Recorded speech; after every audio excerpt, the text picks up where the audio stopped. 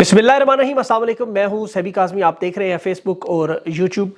नाज़रीन, इस वक्त पूरे पाकिस्तान में एक ही सवाल सबके ज़हन में, इलेक्शन होंगे या नहीं, क्योंकि एक दफ़ा फिर ये सवाल खड़े होने की बहुत बड़ी वजूहात हैं। IMF इलेक्शन करवाने पर डट चुका है। एक तरफ अदालतों में तकसीम है और इमरान खान का आपको पता है जिस तरह केसेस का मामला चल रहा है, शेर अफजल मरवत सियासी जमातों की, तमाम सियासी जमातों की तवज्जो का मरकज़ बन गया। चीफ जस्टिस आमिर फारूक ने काजी फायज पर बड़ा वार कर दिया।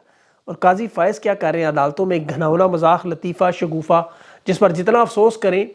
मुर्दा मुशर्रफ के बाद अब जुल्फ़िकार अली भुट्टो की फांसी के खिलाफ सदारती रेफरेंस समाअत के लिए मुकर्रर हो गया। काजी फायज जुल्फ़िकार अली भुट्टो को इंसाफ देंगे, उसकी मैं तफसील आपके सामने रखता हूँ। इमरान खान पर वॉल्यूम 10 पब्लिश करने का मुतालबा कर रहे हैं। इमरान खान ने खुद कहा इसको पब्लिश करो। क्या मामला है? अरशद शरीफ के केस पर अक़वाम मुत्तहिदा में जो मामला चल रहा था, उसमें पाकिस्तान की हुकूमत से जो इंटरनेशनल फोरम पर एतराफ़ात सामने आ गए, और इसके साथ साथ ब्यूरोक्रेसी और रिटर्निंग अफसरान जो बड़ा चैलेंज इलेक्शन के लिए बन चुके हैं। और नून लीग ने मोरूसियत के सारे रिकॉर्ड तोड़ दिए। चौधरी शुजात और नवाज शरीफ की मुलाकात, उसकी तफसील मैं आपको बताता हूँ। तहरीक इंसाफ के इंट्रा पार्टी इलेक्शन पर दरख्वास्त 8 दिसंबर को इलेक्शन कमीशन 10 बजे जुम्मे को सुनेगा। काजी फायज ने लेकिन सबसे पहले मुर्दा मुशर्रफ के बाद अब जुल्फ़िकार अली भुट्टो को केस शुरू किया, भुट्टो को जिंदा करने के बाद, लेकिन इंसाफ को मारने का फैसला, और वो भी दिन दिहाड़े। मेरी बड़ी ख्वाहिश है काजी साहब किसी तरह ये फाइस मतलब ये वीलॉग मेरा सुन लें।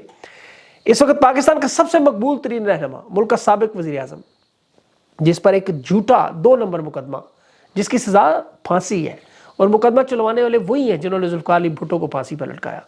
इस मुकदमे का मरकज़ी किरदार इमरान खान 24 करोड़ लोगों के दिलों की धड़कन है। और काजी फायज ईसा साहब, माफ़ कीजिएगा, उन्हें ख़त लिखा गया, एक खत के साथ 77 सफ़ात, उसे रद्द करके ये रॉन्ग नंबर 2 नंबर। काजी साहब कहते हैं मेरी आंखों में आंसू हैं आज। अदलिया का चीफ जस्टिस जब ये कहे कि मेरे ऊपर जनरल ज़िया का प्रेशर था, भुट्टो को फांसी दो, ये काजी साहब के अल्फाज में आपको बता रहा हूँ, तो प्रेशर हम हैंडल करने के काबिल नहीं। इस्तीफ़ा दे के अल्लाह क्यों नहीं दे? इंसान को प्रेशर की बजाय एक आपने काम इंसान को फांसी पर चढ़ा दिया। ये उनके सारे बयानात थे। How it saddened me, it brought tears to my eyes when a Chief Justice of the Supreme Court of Pakistan said that there was pressure on me, and he said that on television, public television, by General Ziaul Haq to do this judgment in the Zulfikar Ali Bhutto case. Do you hang, do you take away a person's life because of pressure? If you couldn't handle it, a resignation letter would have sufficed. आज से कुछ महीने पहले आपको एक reporter याद होगा, Tayyab Bloch, जिसने इमरान खान के साथ बदतमीजी की थी। उसने कहा था इमरान खान को कि खान साहब कभी आपको शर्मिंदगी महसूस हुई, आप ढीठ हैं, जिस पर उसे उस वक्त पाकिस्तान की तारीख में मोतीउल्लाह जान को बड़ा बदतमीज शख्स समझा जाता था।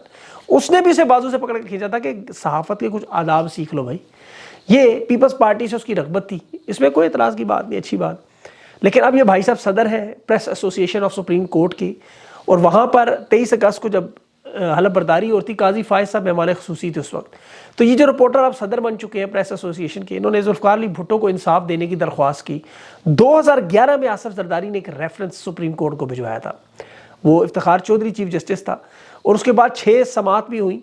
और ये मैं बात करूँ कि 11 साल पहले की, जुल्फ़िकार अली भुट्टो के साथ तारीख की बड़ी ज़्यादती, उसमें तो कोई शक नहीं, जुडिशल मर्डर था बहुत बड़ा, जिसमें ज़ियाउल हक समेत नवाज शरीफ और उसके सहूलतकार भी शामिल थे। जुल्फ़िकार अली भुट्टो की फांसी को आज 44 साल हो चुके हैं, और काजी फायज ये केस सुनने पे तैयार है।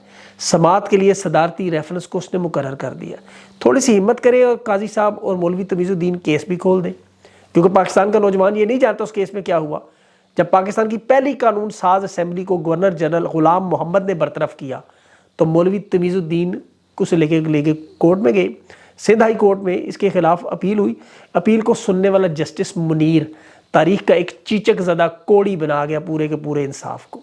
काजी साहब को चाहिए कायदे आज़म की एम्बुलेंस का केस भी सुनना शुरू करें। लियाकत बाग में जो लियाकत अली खान को गोली मारने का वाक़ा, उस पर भी तहकीकात टीम बनाए, केस शुरू करें, JIT बनाएं।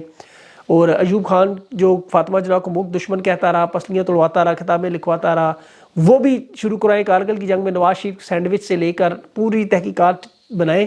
और काजी फायज को 10 अप्रैल 2022 से लेकर अब तक जो रजीम चेंज ऑपरेशन हो रहा है, उसमें कोई शहादतें, अगवा, गिरफ्तारियाँ, तशद्दुद और अगवा बराए बयान, गैर कानूनी ऑपरेशन, मासूम बच्चे, तकरीबन 10,000 के करीब गैर कानूनी वर्कर्स की गैर कानूनी गिरफ्तारी, اور سپریم کورٹ خود کہہ چکی ہے عمران خان کی گرفتاری غیر قانونی، 90 دن کے الیکشن کا معاملہ، یہ سارے معاملات اگر نظر نہیں آتے تو یہ فراڈ ہے، یہ انصاف نہیں ہے قاضی صاحب۔ دوسری، ابھی تحریک انصاف نے لاہور میں ہائی کورٹ میں بھی اپلیکیشن ڈالی، پنجاب کی بیوروکریسی کے ریٹرننگ افسرز کو ہٹا کر نگران حکومت پنجاب میں الیکشن کے معاملے میں 2 نمبری کرنا چاہتی ہے۔ دیکھیں ابھی نکی ایشیا بڑا انٹرنیشنل ادارہ ہے، انہوں نے ایک رپورٹ جاری کی لمس کے پروفیسر سلمان رفیع صاحب کے مطابق اسٹیبلشمنٹ نواز شریف کو 4تھی مرتبہ وزیر اعظم بنانا چاہتی ہے، اور عدالتوں میں نواز شریف کی جس طرح واپسی ہوئی، جس طرح معافیاں ملی، جس طرح ریلیف ملا، انصاف کے نام پہ دھجیاں اڑائی گئیں۔ اب نگران حکومت باقاعدہ طور پر ایک پارٹی بنی ہوئی ہے، پنجاب کی بیوروکریسی سے لے کر ریٹرننگ افسر کیسے دے سکتے ہیں؟ اور یہ معاملہ اب لاہور ہائی کورٹ میں چلا گیا۔ اس سے پہلے نگران حکومت کے جو وزیر اعلیٰ محسن نقوی اپنے چینل سے دن رات عمران خان کے خلاف پروپیگنڈا سب کے سامنے کر رہے ہیں، اور جس طرح پنجاب میں تحریک انصاف کو الیکشن کی مہم سے روکنے کے لیے یہ پورا ایک طاقت کا استعمال ہے، یہ سب کچھ نظر آ رہا ہے۔ اب عمران خان کو اس میں ایسے انہوں نے الجھایا کہ پہلے کبھی انہوں نے کتابیں لکھی، خسرے لانچ کیے طوائفے میں، یہ بار بار آپ کو یاد کراتا رہتا ہوں۔ نون لیگ کے جج عامر صاحب کو لائے، کسی مولوی کو لے آئے، بیانیاں بناتے رہے، عمران خان کا نظریہ انہیں لگا دبا، لیکن عوام نے صبح دوپہر شام ایک ہی راگ پکڑا ہے، عمران خان عمران خان عمران خان۔ اب ان کے پاس کوئی حل نہیں ہے۔ پاکستان کی تاریخ میں پہلی مرتبہ اسٹیبلشمنٹ کو ایسے حالات کا سامنا کرنا پڑا ہے، اور یہ نکی ایشیا کی رپورٹ میں واضح ہے بالکل۔ وہ کہہ رہے ہیں کہ نواز شریف اسٹیبلشمنٹ کا مقروض بن کے آیا ہے، اب وہ ہر صورت میں اقتدار میں انہیں حصہ دینے پہ مجبور ہے، کیونکہ اس کی خاطر انہوں نے آئین کو توڑا۔ انتخابات میں جو تاخیر کی گئی، نواز شریف کے حق میں انتخابات کیے گئے اور تاریخی دھاندلی کی تیاریاں، اور دوسری طرف عمران خان پر نیب کے 10 والیوم کا ریفرنس بنایا گیا۔ ویسے نواز شریف پہ 12 تھے، عمران خان پہ 10 بنے، پتہ نہیں وہی 10 اٹھا کے کاپی پیسٹ کیا ہوگا انہوں نے۔ خان نے اسی نے کہا میری زندگی تو کھلی کتاب ہے، 10 کے 10 پبلک کر دو، عوام کو پتہ تو چلے میں نے کیا کیا ہے، میں تو صرف آزادی ہی مانگ رہا ہوں، حقیقی آزادی۔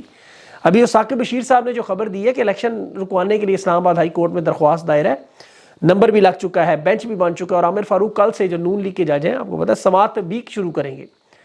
لوگ حیران ہیں کہ ایک طرف بات نہیں کرنے دے رہے۔ ابھی آپ نے زلفی بخاری کے ساتھ میرا انٹرویو دیکھا ہے کہ عوام بات سیدھی سی، عوام قابو نہیں آ رہی، انہیں اگر 3% بھی یقین ہو جائے تو الیکشن کروا دیتے۔ الیکشن شیڈول رکوانے کے لیے اسلام آباد ہائی کورٹ میں درخواست۔ دیکھیں اس میں وزن مجھے اس لیے لگتا ہے کہ آئی ایم ایف نے دسمبر کے ایجنڈے میں سے پاکستان کو نکالا، یعنی پیسے نہیں دینے۔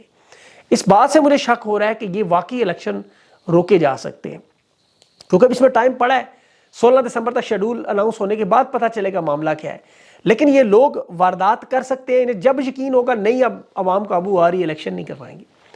ابھی جب افغان باشندوں کو شناختی کارڈ جاری کرنے کا معاملہ اور الیکشن شیڈول کو روکنا، ایک دفعہ الیکشن شیڈول روکا گیا تو پھر عامر فاروق صاحب نون لیگ کی مدد کر رہے ہیں براہ راست، سیدھا سیدھا معاملہ ہے۔ یا تو کھیلنے نہیں دیں گے، یا وکٹیں اکھاڑ دیں گے، پچ اکھاڑ دیں گے، جس طرح وہ اکثر آپ کو پتہ ہے ہندوستان میں میچ میں ہوتا تھا، پچ کے اوپر وہ اکثر کام بھی ڈال جاتے تھے۔ تو اسی لیے اب دوسری طرف ورکر کنونشن ہو رہے ہیں پشاور میں، تحریک انصاف کے جھنڈے ہر جگہ پارٹی پرچم کی بھرمار، پشاور کی ہر گلی جلسہ گاہ بنی ہوئی۔ اب لوگ پوچھتے ہیں یہ معاملات پنجاب میں کب آئیں گے؟ شیر افضل کو عمران خان ثانی لوگ کہہ رہے ہیں، اب یہ بڑی شہرت بہت بڑے ہائی لیول پہ پہنچ چکی ہے۔ جس طرح یہ پارٹی میں مقبول ہو رہے ہیں، اسی طرح کی مخالفت میں بھی اضافہ ہو رہا ہے۔ لوگ ان پہ بھی بڑے سوالات کر رہے ہیں کہ ایک طرف پورے ملک میں تحریک انصاف کو کہیں سانس لینے کی اجازت نہیں، لیکن یہاں ان کے کنونشن اتنے بڑے بڑے کھل سرے عام، پنجاب میں، بلوچستان میں، سندھ میں کہیں نظر نہیں آتا۔ لیکن یہاں پہ یہ سوالات کسی حد تک جائز بھی ہیں، اس پہ انشاءاللہ تفصیل سے میں پوری بات ضرور کروں گا، لیکن اس پہ میں ذرا فی الحال تھوڑی سی بریک لگا کے بیٹھا ہوں۔ بہرحال انشاءاللہ ضرور آپ کے سامنے معاملات آئیں گے، لیکن وہ معاملات اچھے ہوں گے، وہ برے نہیں ہوں گے۔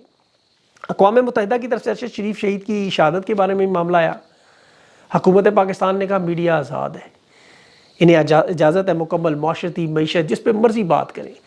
بدقسمتی سے ارشد شریف کا جو معاملہ ہے وہ میڈیا کی وجہ سے انہیں شہید نہیں کیا گیا، سائفر کی وجہ سے نہیں شہید کیا گیا، ان کا کہنا تھا، نہ ہی کوئی اور وی لاگز میں جو وہ کون تھا باتیں کرتے تھے ارشد شریف، ان وجہ سے ان سکینڈلز پہ نہیں، ان کے اوپر 16 نہیں 8 FIR تھی، وہ بھی عام شہریوں کی طرف سے تھی۔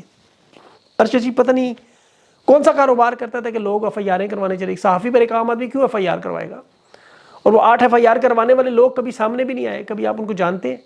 یہ 8 لوگ کون ہیں، کہاں رہتے تھے؟ اقوام متحدہ میں جا کے بھی یہ کیس ختم نہیں ہوگا انشاءاللہ، اللہ کے گھر دیر ہے اندھیر نہیں، ارشد شریف کو انصاف ضرور ملے گا اسی دنیا میں انشاءاللہ۔ نواز شریف کی چودھری شجاعت سے ملاقات ہوئی، سیٹ ایڈجسٹمنٹ کا معاملہ، ایک دوسرے کی اولاد کو ایڈجسٹ کرنا۔ پنجاب میں کیسے ان کے بچوں کو یہ اور ان کے بچوں کو 50 سال کی سیاست کا محور ایک ہی.